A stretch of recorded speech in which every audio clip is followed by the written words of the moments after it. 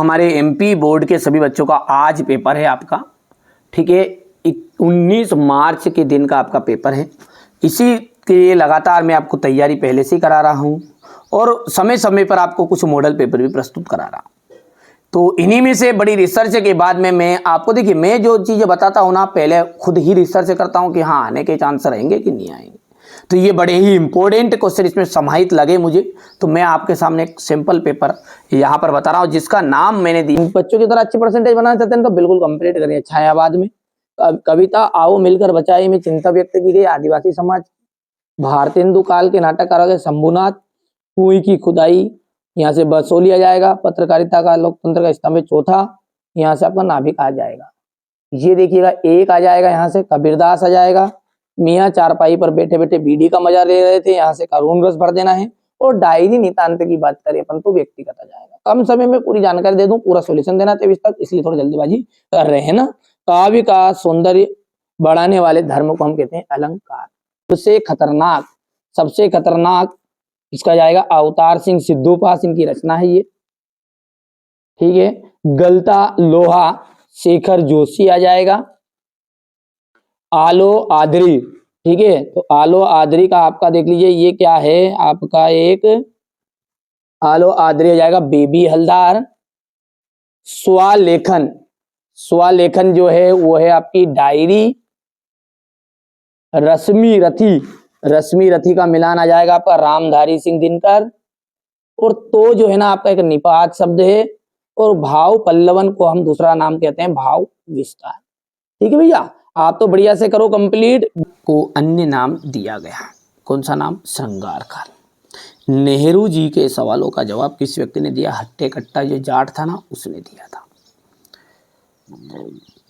धरातल पर बहने वाले पानी को हम क्या कहते हैं? पालर पानी के नाम से जानते हैं। पटकथा की मूल इकाई क्या होती है? दृश्य होती है। काव्य के कितने भेद होते हैं? तो 2। विस्तृत कलेवर वाले काव्य को क्या कहते हैं? महाकाव्य।